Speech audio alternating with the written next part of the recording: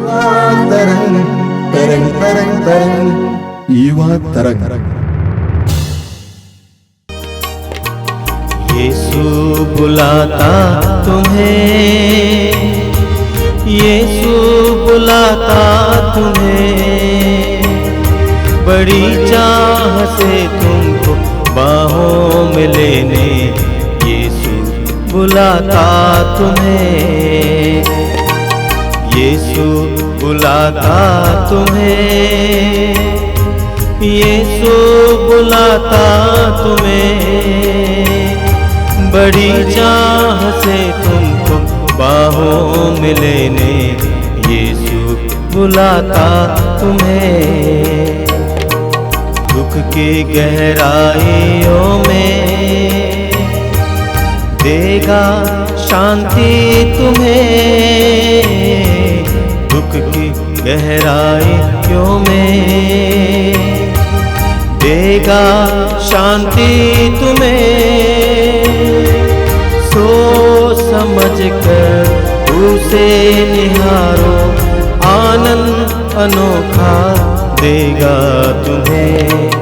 यीशु बुलाता तुम्हें, यीशु बुलाता तुम्हें,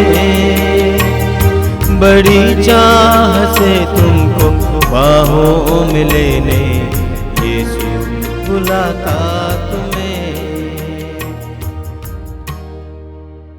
सभी युवा भाई बहनों को जय यीशु। मैं आपका हार्दिक स्वागत करता हूं इस युवा तरंग में। प्रभु आपको आशीष दें और इन वचनों के द्वारा आपको प्रोत्साहित करें। मेरे प्रिय युवा भाई और बहनों, बेटे बेटियों, हमारे जीवन में बहुत सारी आवश्यकताएं होती हैं और हम सांसारिक रूप से उन आवश्यकताओं की पूर्ति के लिए प्रयास जरूर करते हैं और कभी कभी हम सफल होते हैं। लेकिन कभी कभी ऐसा भी मौका आता है जब हमें लगता है कि कोई भी हमारी मदद नहीं कर सकता है। ऐसे में हम प्रभु के पास जाते हैं। और हम कैसे प्रभु के पास जाते हैं? कभी कभी आधा अधूरे मन से प्रभु से प्रार्थना करते हैं। हमें याकूब के पत्र के अध्याय 4 में पढ़ने को मिलता है। याकूब कहते हैं कि आप अच्छी तरह प्रार्थना नहीं करते। पुराने विधान में हमें एक बहुत सुंदर उदाहरण मिलता है, वो है शमूएल की मां हन्ना का उदाहरण, जो प्रभु के मंदिर में प्रभु के सामने एक बच्चे के लिए प्रार्थना कर रही थी। इतनी गहराई से प्रार्थना कर रही थी कि उसके होंठ हिल रहे थे। हमारी प्रार्थनाओं में गहराई होना जरूरी है और हमारी प्रार्थनाओं में गहराई तब आएगी जब हमारा विश्वास होगा, भरोसा होगा कि हमारी प्रार्थनाएं सुनी जा रही है और सुनी जाएगी। अपने जीवन में जब भी आप प्रार्थना करते हैं, गहरी प्रार्थना कीजिए, ध्यानपूर्वक वचन को सुनिए। मेरे प्यारे युवा साथियों, मेरे मित्रों, आप सबों को जय यीशु। आज हम पवित्र वचन पर मनन चिंतन करेंगे, जहाँ वचन कहता है अपनी जवानी में अपने सृष्टिकर्ता को याद करो। प्यारे मित्रों, वचन में कहा है अपनी जवानी में अपने सृष्टिकर्ता को याद करो, ना कि बुढ़ापे में। अक्सर हम युवक युवतियाँ यही गलती कर बैठते हैं कि अपनी भरी जवानी में जब हमें ऊर्जा है, शक्ति है, उमंग है, जोश है, हम अपने सृष्टिकर्ता को याद करना भूल जाते हैं। लेकिन प्रभु का वचन कहता है, जो जीवनदायी वचन है, हमें मार्गदर्शन दिखाता और कहता है कि इसी क्षण अपने सृष्टिकर्ता को याद करना है, ना कि बुढ़ापे में।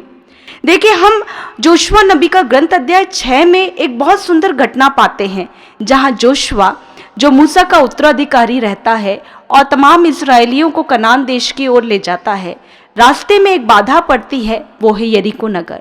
और यरीको नगर को हटाने के लिए उसे वही करना पड़ता है जो ईश्वर उन्हें मार्गदर्शन देते हैं।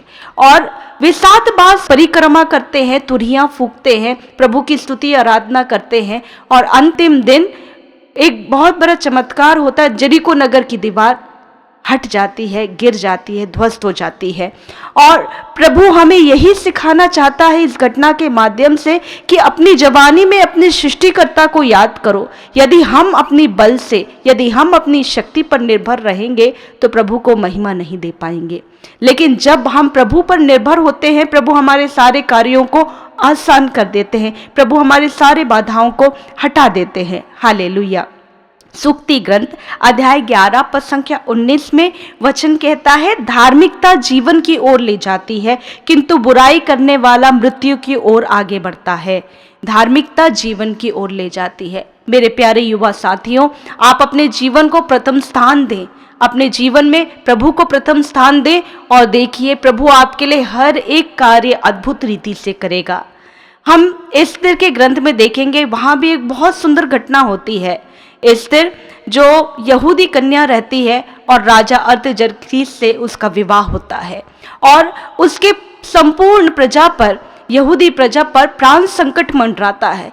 तब एस्तेर क्या करती है, बड़ी ज्ञान और प्रज्ञा से उसने उपवास प्रार्थना का आयोजन करती है। 3 दिन 3 रात उपवास प्रार्थना करती है। हम वचन देखें एस्तेर का ग्रंथ अध्याय 4 पद संख्या 16, जहां वो कहती है, जाइए सूसा में रहने वाले सब यहूदियों को एकत्रित करके कहिए वे सभी मेरे लिए उपवास करें, 3 दिन 3 रात कुछ नहीं खाए पिए। मैं भी अपनी दासियों के साथ इसी प्रकार उपवास करूंगी, फिर मैं आज्ञा का उल्लंघन करते हुए राजा के पास जाऊंगी। और देखिए, हम इस घटना को हम अच्छे से जानते हैं। जब ये 3 दिन 3 रात उपवास प्रार्थना की और रानी और सारी यहूदी प्रजा, अंत में क्या होता है, यहूदी प्रजा बच जाती है और जिसने षड्यंत्र रचा था उसे फांसी की सजा मिलती है। इसलिए जब हम प्रभु पर भरोसा रखते हैं, प्रभु से जुड़े रहते हैं और प्रथम स्थान प्रभु को देखते हैं, हर एक कार्य में प्रभु को याद करते हैं, भले ही बड़ा संकट हो, संकट टल जाता है, जैसे एस्तेर के ग्रंथ में हमने देखा। विधि विवरण ग्रंथ अध्याय 30 पद संख्या 15 में जहां लिखा है, आज मैं तुम लोगों के सामने जीवन और मृत्यु, भलाई और बुराई दोनों रख रहा हूं। तुम्हारे ईश्वर की जो आज्ञाएं मैं आज तुम्हें दे रहा हूं, यदि तुम उनका पालन करोगे, यदि तुम अपने प्रभु ईश्वर को प्यार करोगे, उसके मार्ग पर चलोगे और उसकी आज्ञाओं का पालन करोगे, उसके मार्ग पर चलोगे, आज्ञाओं और विधियों का पालन करोगे, तो जीवित रहोगे, तुम्हारी संख्या बढ़ती जाएगी। जिस देश में तुम अधिकार करने जा रहे हो, उसमें प्रभु ईश्वर तुम्हें आशीर्वाद प्रदान करेगा। केवल ईश्वर की आज्ञाओं का पालन करने से हम जीवित रहेंगे और प्रभु का आशीर्वाद हमें मिलेगा। तो हम क्यों ना प्रभु के सारे नियमों का पालन करें, जो संहिता हमें दी गई है, जो वचन हमें दिया गया है, अपने दैनिक जीवन में हम पालन करें और प्रभु के आशीषों को ग्रहण करें। और प्रभु के बहुत सुंदर सुंदर वादे हैं बाइबल में। एक बहुत सुंदर वचन मैं याद करती हूँ, इस्राएल नबी का ग्रंथ अध्याय 43 पद संख्या 2 में वचन कहता है, मेरे प्रिय युवा साथियों, यदि तुम समुद्र पार करोगे तो मैं तुम्हारे साथ होऊंगा, जलधाराएं तुम्हें बहाकर नहीं ले जाएंगी। यदि तुम आग पार करोगे तो तुम नहीं जलोगे, ज्वालाएं तुमको भस्म नहीं करेंगी। मेरे प्यारे युवा साथियों, एक बड़ी सुंदर घटना मैं याद करती हूँ और आपको बताती हूँ। मेरी अपनी ही साथी एक सिस्टर है जो वचन बांट रही के लिए साधना सेंटर गई हुई थी, और वो बताती है ठंड का मौसम था और उन्होंने पानी गर्म करने वाला रॉड बाल्टी में डाल के रखा था। और चूंकि वे हमेशा प्रार्थना में ध्यान में लगी रहती हैं, और उन्होंने बताया कि उनके ध्यान से निकल गया और उन्होंने ऑन हुई रॉड को अपने हाथ में ले करके पानी को चेक किया। बाद में बगल में जो साथी थी उन्होंने बताया कि आप ऑन हुई वाली रॉड को हाथ में लिए हुए हैं सिस्टर, उसे छोड़ दीजिए। और उन्होंने तुरंत छोड़ दिया। तब उन्हें होश आया कि उन्होंने बिल्कुल करंट जो प्रवाहित होने वाले रॉड को हाथ में ले चुका था। मैं ये घटना आपको इसलिए बता रही हूँ, यदि हमारे सामने संकट ही क्यों ना हो, चाहे हम किसी परेशानी में भी क्यों ना हो, प्रभु वो हमें परेशानी को छूने भी नहीं देगा, हमें संकट छूने भी नहीं देगा, और हम सुरक्षित प्रभु के राज्य में कार्य करते रहेंगे, सुरक्षित प्रभु की स्तुति आराधना में लगे रहेंगे, और हम सब सुरक्षित प्रभु के राज्य में इसी प्रकार आगे बढ़ते जाएंगे। प्रभु का वचन कहता है, यूहन्ना का पहला पत्र अध्याय 3 पद संख्या 8, ईश्वर का पुत्र इसलिए प्रकट हुआ कि वह शैतान के सारे कार्य नष्ट करे। ईश्वर का पुत्र प्रभु यीशु इसलिए प्रकट हुआ कि शैतान के सारे कार्य नष्ट करे। केवल हम सब युवा साथियों को ये याद रखना है कि हमारा प्रभु यीशु हमारा प्यारा मसीहा है, जिसने हमारे लिए रक्त बहाया, जिसने हमारे लिए सूली पर चढ़ा, केवल और केवल मेरी मुक्ति के लिए। तो हमें ये याद करना है कि अपने सृष्टिकर्ता को, अपने प्रभु परमेश्वर को हर दिन अपने जीवन में प्रथम स्थान देना है, और हमारे जीवन के हर एक नकारात्मक बातें क्रूस के नीचे चली जाएंगी। प्रवक्ता ग्रंथ अध्याय 32 पद संख्या 28 में वचन कहता है, जो संहिता का ध्यान रखता है वह आज्ञाओं का पालन करता है। जो प्रभु पर भरोसा रखता है उसे कोई हानि नहीं होगी। यदि हम प्रभु पर भरोसा रखेंगे, प्रभु पर निर्भर रहेंगे, प्रथम स्थान प्रभु को देंगे, हमें किसी बात की हानि नहीं होगी। हर एक बात की चिंता करने वाला ईश्वर है। और हम देखेंगे टोबित के ग्रंथ में बहुत सुंदर बात टोबित के ग्रंथ में हम पाते हैं।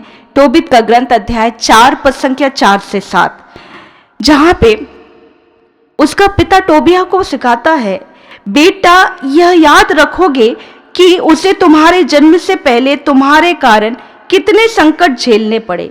तुम उसे मृत्यु के बाद मेरी ही कब्र में दफना। बेटा प्रभु को जीवन भर याद रखोगे, तुम ना तो पाप करोगे और ना उसकी आज्ञाएं भंग करोगे।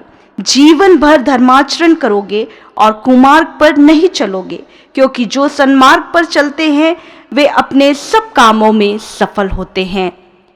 जब हम सन्मार्ग पर चलेंगे, प्रभु की संहिता में चलेंगे, हमें हर बात में, हर कार्यों में प्रभु सफलता दिलाएंगे। आगे और वचन में कहता है अध्याय 4 पद संख्या 14 में, यदि तुम ईश्वर की सच्ची सेवा करोगे तो तुम्हें इसका प्रतिफल मिलेगा। तो हम क्यों ईश्वर की सेवा करने के लिए पीछे हैं? तो हम क्यों ईश्वर के मार्ग से दूर हैं? तो हम क्यों ईश्वर के वचन पढ़ने से दूर हैं? तो हम क्यों ईश्वर से प्रार्थना करने के लिए कतराते हैं? अभी निर्णय ले युवा साथियों कि हम प्रभु के लिए वक्त निकालेंगे। अभी निर्णय ले प्रिय साथियों कि हम प्रभु के वचनों को पढ़ेंगे, वचनों का पालन करेंगे और हम उसका प्रतिफल प्राप्त करेंगे, जैसे टोबित के ग्रंथ में लिखा गया है। श्रोत ग्रंथ अध्याय 37 पद संख्या 4 और 6 में वचन कहता है, यदि तुम प्रभु में अपना आनंद पाओगे तो वह तुम्हारा मनोरथ पूर्ण करेगा। प्रभु को अपना जीवन अर्पित करें, उस पर श्रद्धा रखें, वो आपके सारे मनोरथों को पूर्ण करेगा। यदि हम उसमें आनंद पाएंगे, यदि हम संसार में आनंद पाएंगे, संसार हमें सुख शांति नहीं देगा, संसार केवल हमें क्षणिक सुख देगा, क्षणिक शांति देगा, लेकिन जो स्थायी शांति, स्थायी सुख देगा वो केवल और केवल हमारा प्रभु ईश्वर देगा। तो आइए, अब भी देर नहीं हुआ है मेरे प्यारे मित्रों, हम लोग अपने जीवन में प्रथम स्थान प्रभु यीशु को दे, जो हमें सच्ची शांति, सच्ची शक्ति देता है और वही हमारा जीवन दाता है। आइए अपने जीवन के हर कार्यों में पहला स्थान प्रभु को दें, प्रार्थना करें और प्रतिफल प्राप्त करें। आप सबों को जय यीशु। आइए हम प्रार्थना करें। ये दयालु पिता, हम तुझे धन्यवाद देते हैं इस समय के लिए। तेरे पुत्र ने हमें सिखाया कि इस तरह प्रार्थना करो, हे स्वर्गीय पिता, तेरा नाम पवित्र माना जाए, तेरा राज्य आवे। तेरे पुत्र ने हमें सिखाया कि हम मांगें, उनके नाम पर मांगें। हमारे विश्वास को बढ़ाइए। विशेष करके मैं इन बेटे बेटियों के लिए प्रार्थना करता हूं, इनके विश्वास को बढ़ाइए, इनको डगमगाने ना दीजिए, इनके विश्वास को बढ़ाइए, भरोसे को बढ़ाइए, ताकि हृदय की गहराई से तुझे पुकार सके। पूरी बाइबल में बार बार हमें पढ़ने को मिलता है, तू कहता है कि मुझे पुकारो, संकट में मुझे पुकारो और मैं तुम्हारा उद्धार करूंगा और तुम मेरा सम्मान करोगे। हमें पुकारने के लिए विश्वास दीजिए, भरोसा दीजिए, विश्वास की गहराई दीजिए। सिर झुकाइए मेरे भाई और बहनों। सर्वशक्तिमान परमेश्वर, पिता और पुत्र और पवित्र आत्मा आप लोगों को आशीर्वाद प्रदान करें। आमीन। जय यीशु। आंसू मिटाता तेरे, रक्षा करेगा तेरी। आंसू मिटाता तेरे, रक्षा करेगा तेरी। अपनी आंखों की पुतली जैसे सच्ची सुरक्षा देगा तुम्हें। यीशु बुलाता तुम्हें, यीशु बुलाता तुम्हें। बड़ी चाह से तुमको बाहों में लेने यीशु बुलाता तुम्हें। यीशु बुलाता तुम्हें, यीशु बुलाता तुम्हें। बड़ी चाह से तुमको बाहों में लेने यीशु बुलाता तुम्हें। यीशु बुलाता तुम्हें, यीशु बुलाता तुम्हें।